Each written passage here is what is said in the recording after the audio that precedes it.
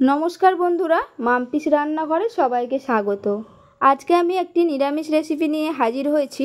রেসিপিটি হলো কুমড়ো আলুর তরকারি। এটি খুবই সহজ একটি রান্না। এটি আপনারা গরম গরম রুটি, পরোটা, লুচি সব কিছুর সাথেই খেতে পারবেন। খেতে ভীষণই সুন্দর হয়।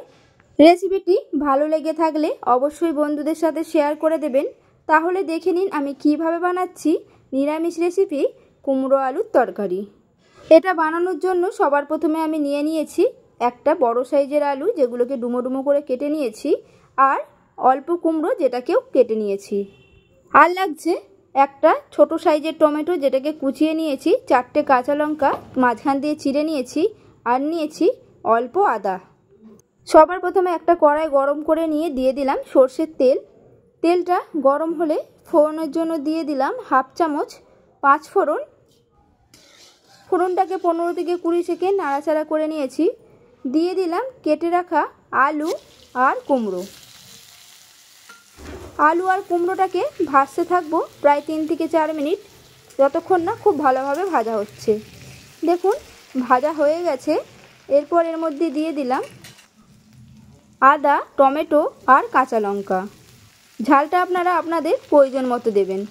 আর দিলাম ছোটো চামচের 1 চামচ জিরের গুঁড়ো আর 1 চামচ হলুদ গুঁড়ো। সব কটাকে একসাথে খুব ভালোভাবে ভেজে নিতে হবে। আমি আবারও প্রায় 2 থেকে 3 মিনিট ভেজে নিয়েছি। এখানে আমার মশলাটা শুকিয়ে যাচ্ছিল, তার জন্য দিয়ে দিলাম অল্প পরিমাণ জল। এরপর খুব ভালোভাবে কষিয়ে নেব আবারও 2 থেকে 3 মিনিট। দেখুন কষাতে কষাতে জলটা পুরো শুকিয়ে গেছে। এর মধ্যে এরপর দিয়ে দেব পরিমাণ মতো জল।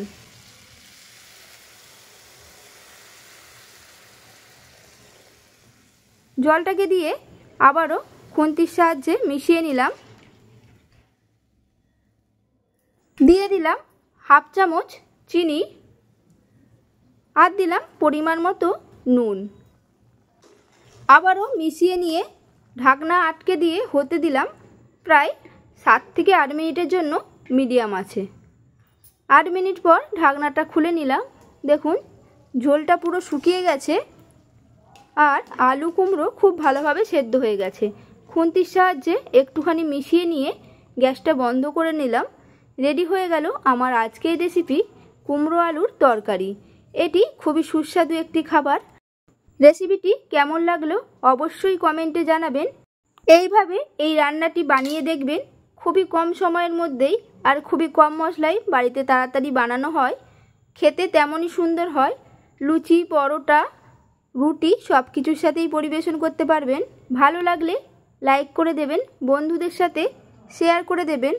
আর নতুন বন্ধু হয়ে থাকলে আমার চ্যানেলটিকে সাবস্ক্রাইব করার অনুরোধ রইল। তাহলে আমি যখনই কোনো নিত্য নতুন রান্নার ভিডিও আপলোড করব, সবার প্রথমে আপনাদের ফোনে নোটিফিকেশন চলে যাবে। সুস্থ থাকবেন, ভালো থাকবেন, ধন্যবাদ।